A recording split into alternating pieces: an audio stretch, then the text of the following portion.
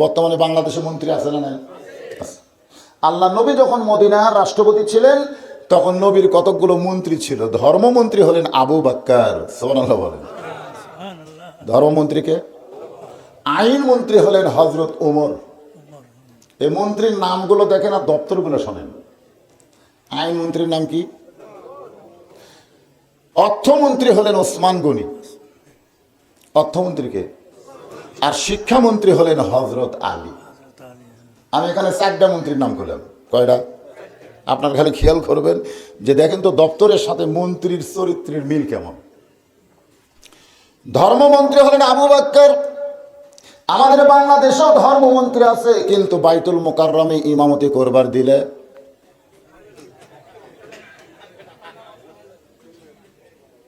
আমাদের বাংলাদেশে আইনমন্ত্রী আছে, আছে না নাই?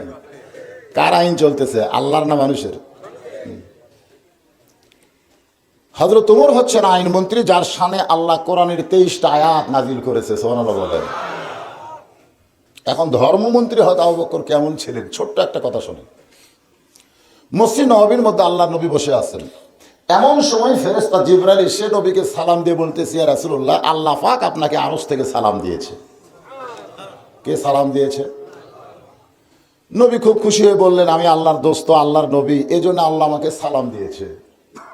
ফেরেশতা জিবরাইল বললেন, হে রাসূলুল্লাহ, শুধু আল্লাহ তাআলা আপনাকে সালাম দেয় নাই, আপনার ধর্মমন্ত্রী আবু বকরকেও আল্লাহ সালাম দিয়েছে। নবী চমকে গিয়া বলে, জিবরাইল, আমাকে আল্লাহ সালাম দিল ঠিক আছে, কিন্তু আমার আবু বকরকে আল্লাহ সালাম দিল কোন আমলের কারণে?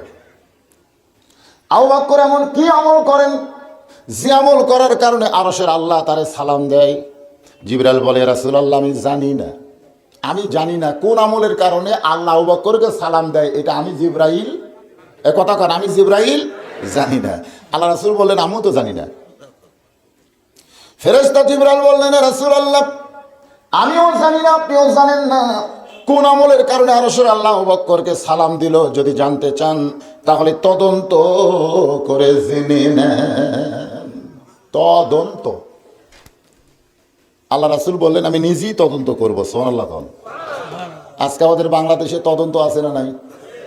তদন্ত যে আলেমরে 2 চোখে দেখতে পারে না, জোরে গেলে কয় দাওয়াত পাচ্ছে, আসতে গেলে কয় কতফায়ত হওয়া খাসে, ওয়াক আবার তদন্ত কমিটির প্রধান করছে।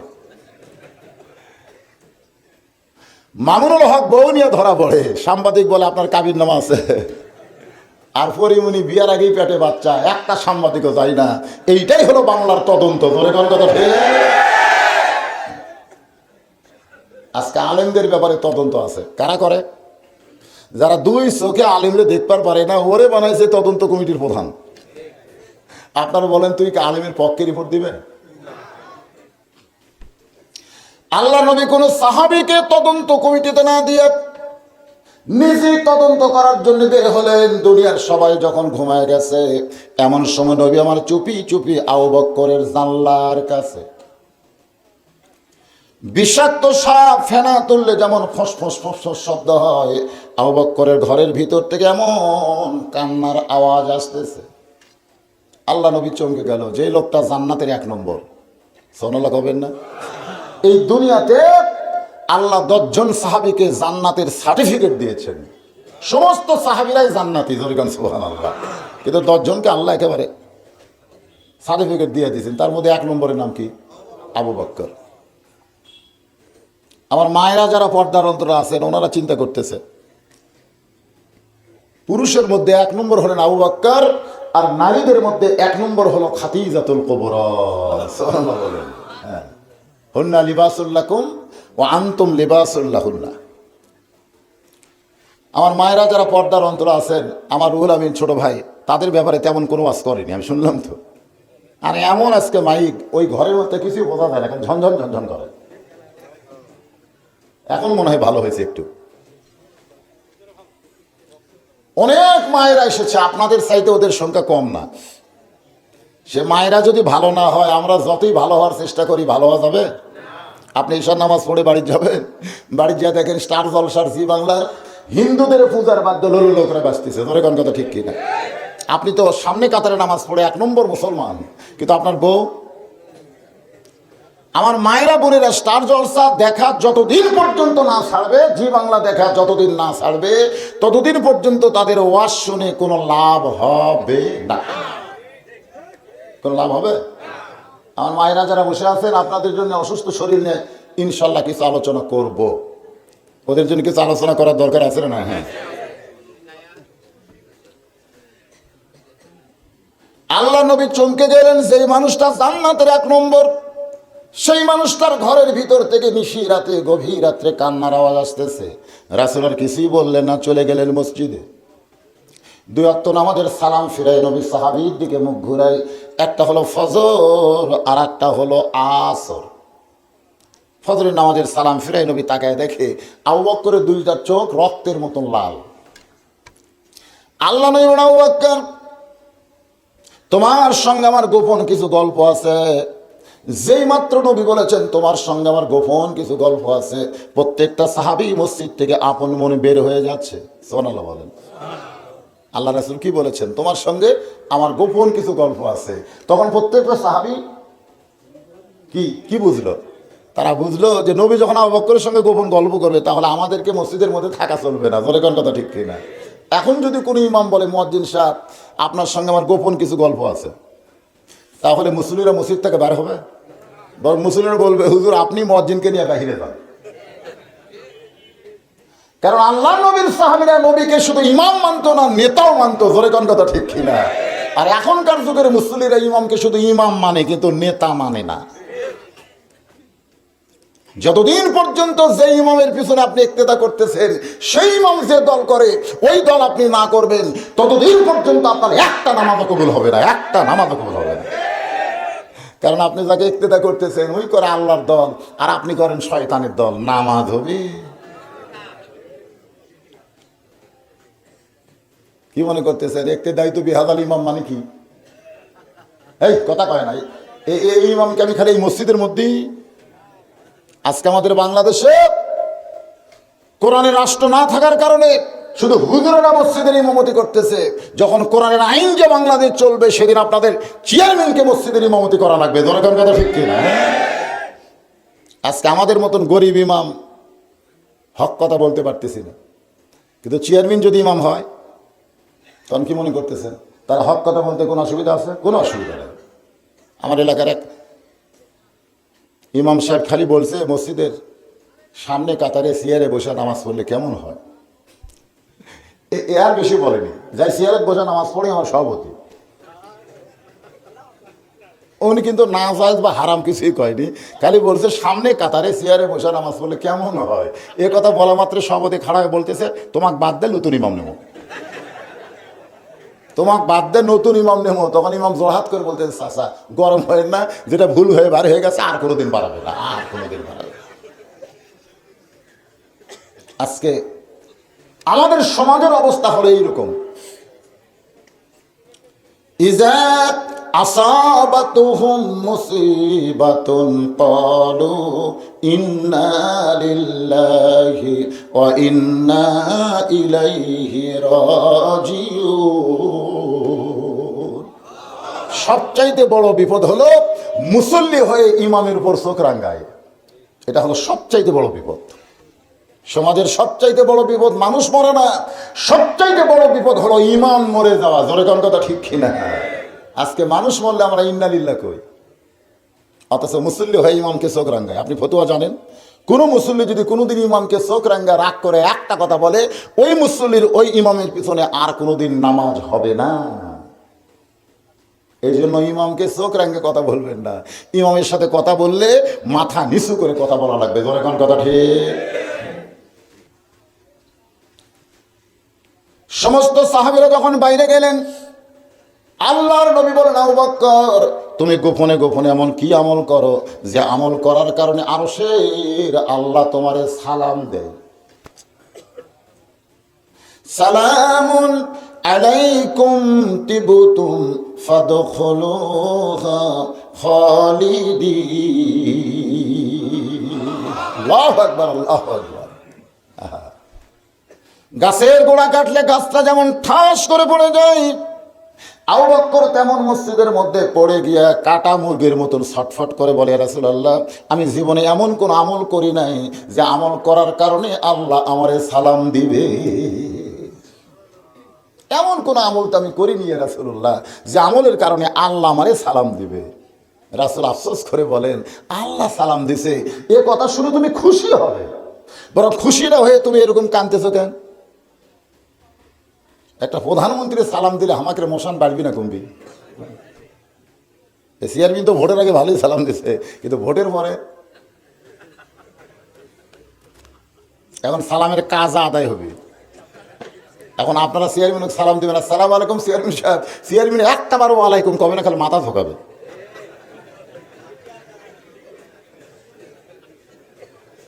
সালাম সালাম সালাম কোরআনে আছে না নাই? ধরে কোন আছে না নাই? একটু মনোযোগ দেন। আবু বকর বলে, ইয়া রাসূলুল্লাহ, কোন আমলের কারণে আল্লাহ আমাকে সালাম দিল আমি বলতে পারবো না। নবী বললেন, আমি তদন্ত করে দেখেছি, দুনিয়ার সবাই যখন ঘুমিয়েছিল তখন তুমি কেন কাঁদতেছিলে? দুনিয়ার সবাই যখন আরামের ঘুম পাড়ে ওই সময় তোমার জানলার কাছে গিয়ে আমি খেয়াল করে দেখি তোমার ঘরের ভিতর থেকে কান্নার আওয়াজ আসতেছে। আবু বকর বলে, ইয়া রাসূলুল্লাহ, আপনি বলেছেন এশার নামাজের পরে তোমরা ঘুমিয়ে যাও, এই জন্য আপনার কথা আমল করতে গিয়ে এশার নামাজের পরে আমি ঘুমিয়ে যাই। এশার নামাজের পরে ঘুমানোর পর আমার মনের মধ্যে সবসময় একটা মহব্বতের ইবাদতের কথা খেয়াল হয়। অমিনাল লাইলি ফাতাহাজ্জাত বিহি নাফিলাতাল্লাহ আসা আইয়াবআসাকা রাব্বুকা মাকামাম মাহমুদা। আপনাদের কাছে সেই নামাজের খবর আছে? 5 ওয়াক্তই নাই আর তাহাজ্জুদ। আবু বকর বলেন, হুজুর, তাহাজ্জুদের ইবাদত করার পরে ফজরের নামাজের সময় একটু বাকি আছে, ওই বাকি সময়টুকু আমি মোরাকাবা মানে আল্লাহর সঙ্গে নিজের অস্তিত্বকে বিলীন করার জন্যে এক জগ পানির মধ্যে এক মুষ্ঠ চিনি দিয়া 2 ঘন্টন মারলে ওই পানির মধ্যে চিনি যেমন বিলীন হয়ে যায়, আমি আল্লাহর মহব্বতে নিজের অস্তিত্বকে বিলীন করে দিয়ে যখন একটা মোরাকাবায় গেলাম, এমন সময় আমার সামনে হাসরের ময়দান কায়েম হয়ে গেল। কে যেন বলতেছে, আজকে হাসরের ময়দানে সবাই জান্নাতে যাবে, কেবলমাত্র একজন ব্যক্তি জান্নাতে হবে। আমার এত ভয়, হাসরের ময়দানে সবাই জান্নাতে যাবে, কেবলমাত্র একজন ব্যক্তি জাহান্নামী হবে। আমার এত ভয়, সে একজন ব্যক্তি যদি আবু বকর হয়। সঙ্গে সঙ্গে রাসূল বললেন, ইন্না আকরামাকুম ইনদাল্লাহি আতকাকুম। ওই ব্যক্তির জন্য আরশের আল্লাহর সালাম হয় যার কলিজার ভিতরে আল্লাহর বেশি ভয়। তাহলে করোনার কোনো ভয় আপনাদের কার কার আছে? আমার এলাকার এক ফকির, এর আগে যে করোনা খুব বাড়লো না, ওই খালি পাড়া ভিক্ষা করে। আমি ফকিরটার হাতে 500 টাকা দিয়ে বললাম, ভাই এই 500 টাকা তোরে দিলাম, তুই 2 মাস রেস্ট কর, 2 মাস রেস্ট কর, যে হারে করোনা ধরতেছে তো হয়তো ধরবে। ফকির আমার দিকে তাকায় বলে, হুজুর আপনি আলেম না জালেম? তা আমি কইলাম, আমার মধ্যে জালেমের কি দেখলে? বলে, হুজুর আপনি কন্ত এ পর্যন্ত বাংলাদেশে কয়টা ফকির করোনা হয়ে মরছে আপনি বলেন? তা আমি কইলাম, আমি তো বাংলাদেশের খবর বলতে পারবো না। দেখি বগুড়া মোহাম্মদের হাসপাতালে যেখানে করোনা রোগী ভর্তি করা হয়, করোনার পরীক্ষা হয়, ওই হাসপাতালের ডাক্তারকে মোবাইল করলে বললাম, ডাক্তার সাহেব এ পর্যন্ত বগুড়া জেলায় করোনা হয়ে মারা গেছে কয়জন? তো বলে 342 জন। তা আমি কইলাম, এর মধ্যে কোনো ফকির আছে? ডাক্তার কালে হাসেন কেন? বলে, হুজুর একটা ফকিরও নেই। বাংলাদেশে ফকিরদের ঈমান করা, এই কারণে ওদেরকে করোনা ধরতেছে না। ধরে কথা ঠিক না? যাদের ঈমান যত দুর্বল, করোনা তাদের পাশে ঘুরতেছে। ভয় করতে হবে কার? আল্লাহ রাসূল বললেন, যার কলিজায় আল্লাহর সবচাইতে বেশি ভয়, তার জন্য আরশের আল্লাহর সালাম হয়। নবী ডাকতে বলেন, উসমান, আল্লাহ তোমাকে এত সম্পদ দান করেছে, আর তোমার ভাই আজকে 3 দিন হলে না খেয়ে আছে। ওসমান হলো অর্থমন্ত্রী। ধরে কোন কি মন্ত্রী? আমি কিন্তু বলছি শিক্ষামন্ত্রীকে, হযরত আলী। এগুলো খেয়াল থাকবে, 4টা মন্ত্রীর নাম আর দপ্তরটা খেয়াল রাখবেন, আর বাংলাদেশের মন্ত্রীদের দিকে খেয়াল করবেন। আমাদের বাংলাদেশের শিক্ষামন্ত্রীর নাম কি? দীপমণি। আমি আশ্চর্য হলাম সেদিন স্বাস্থ্যমন্ত্রী যখন বিবৃতি দিল স্কুল কলেজ বন্ধ করা লাগবে শিক্ষামন্ত্রী, তা না দিয়ে স্বাস্থ্যমন্ত্রী দিছে। এখন ঠিক কিনা? আমি কইলাম কে 2 সপ্তাহ স্কুল কলেজ ভার্সিটি বন্ধ হবে, এটা শিক্ষামন্ত্রী বলবে, উনি না কয়ে ওনাকে দিল কেন? উনি এখন কাঁপতে কাঁপতে বলতেছে আজ থেকে 2 সপ্তাহের জন্য স্কুল মানে প্রাইমারি স্কুল কলেজ ভার্সিটি বন্ধ করে দেওয়া হলো। 2-3 বার বললো, কিন্তু এর মধ্যে একটা বারও মাদ্রাসার নাম কয়নি। আমি বললাম কে স্কুল কলেজ ভার্সিটি বন্ধ, কিন্তু মাদ্রাসার নাম কয় না কেন? আপনারা বলেন তো কি জন্য কয়নি? মনে নাই। আমি একজন নেতাকে বলেছিলাম, ভাইজান এই প্রাইমারির ছোট বাচ্চারাও যেমন হাফিজে মাদ্রাসার ছোট বাচ্চারাও তেমন, প্রাইমারি বন্ধ হয়, এটা বন্ধ হয় না কেন? নেতা বলতে তো হুজুর প্রাইমারি হলো নাপাক আর হাফিজে মাদ্রাসা হলো পাক। এই করোনা কোনোদিন পাককে ধরে না, করোনা ধরবে নাপাক। এই জন্য আমরা ভয়ে নাপাক গুলো বন্ধ করে দিলাম, নাপাক গুলো বন্ধ।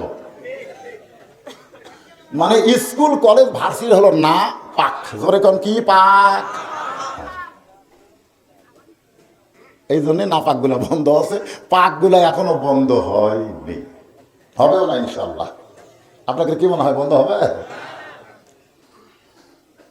এই মাদ্রাসায় যে বাচ্চারা লেখাপড়া করে, ওই যে ডিটল দিয়া স্যাভলন দিয়া হাত ধোয়ার কথা বলতেছে না, আপনার বলেন তো একটা মাদ্রাসার ছাত্র ফজর থেকে শুরু করে এসব পর্যন্ত কয়বার হাত ধোয়?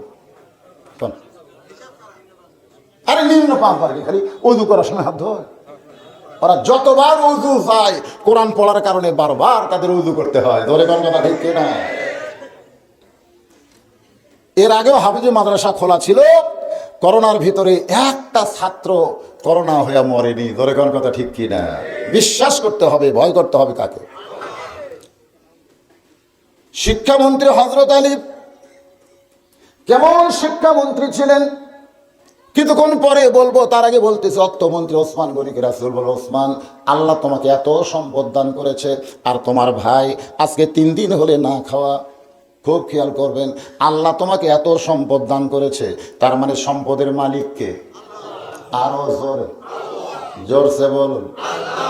আমরা যখন সম্পদের মালিক হব, আল্লাহ কোরআনে বলেছেন ইন্নামা আমওয়ালুকুম ওয়া আওলাদুকুম ফিতনা, নিশ্চয় সম্পদ এবং সন্তান তোমাদের বিপদের কারণ।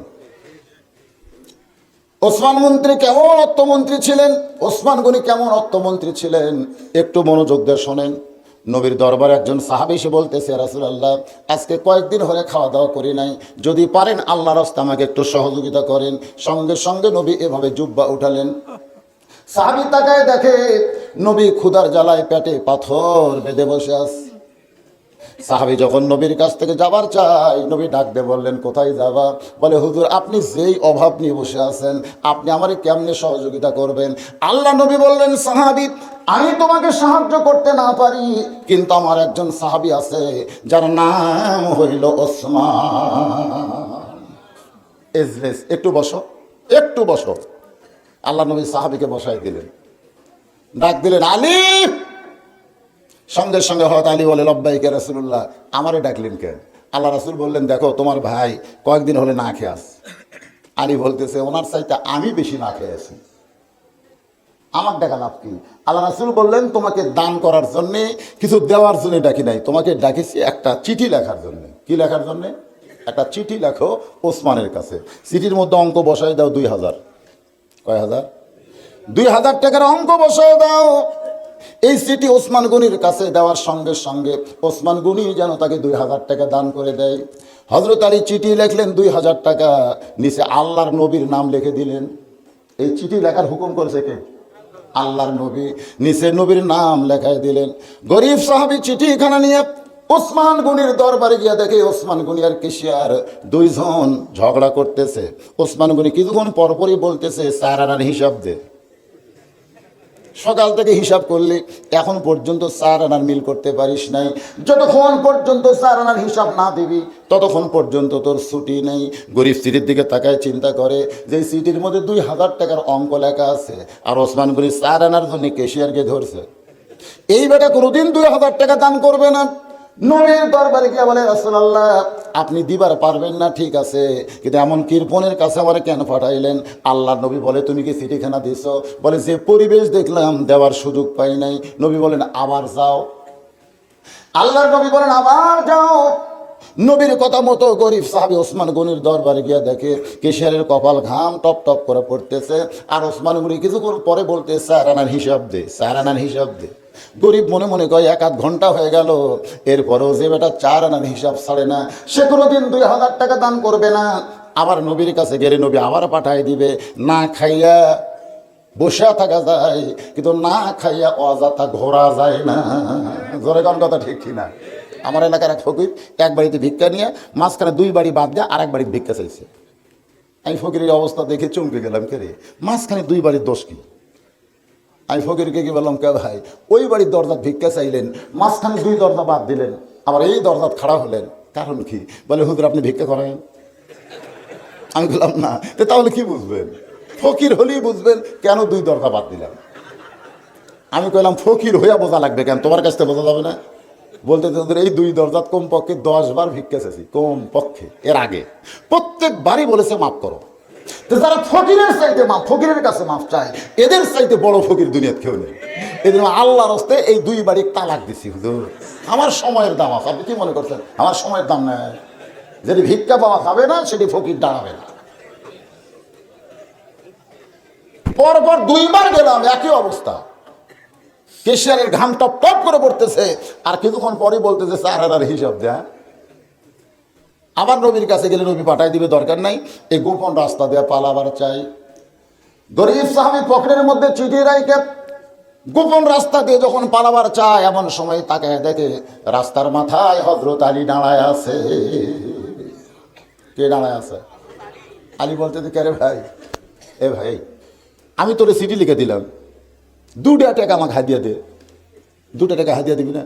আমার হাসান হোসেন না খেয়ে আছে, আমি না খেয়েছি ওইটা পরের কথা, আমার সন্তান 2টা না খেয়ে আছে, চিঠি লেখার হাদিয়া দিবি না?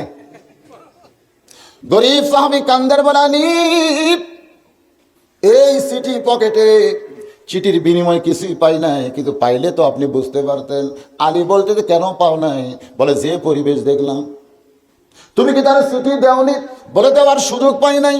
কোথায় যাও? বলে, পালিয়ে যাব, দরকার নাই।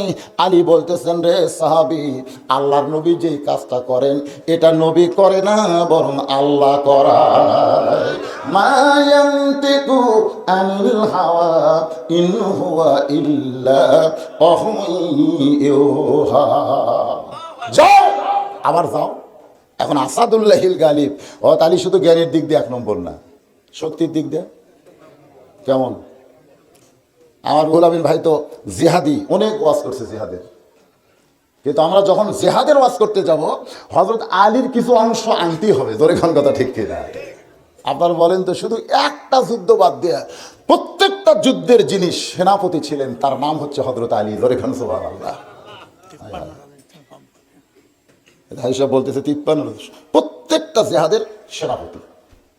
তারে বাদ দিয়ে কোনো জিহাদি ওয়াজ হয়? যখন যুদ্ধ শুরু হয় নাই, যুদ্ধ যখন শুরু হয়নি ইসলামের, বদর যুদ্ধের আগে, তিমা প্রান্তরে নবী যখন আলোচনা করতেছে, ইতিমধ্যেই নবীর চোখ দিয়ে দর দর করে পানি পড়তেছে।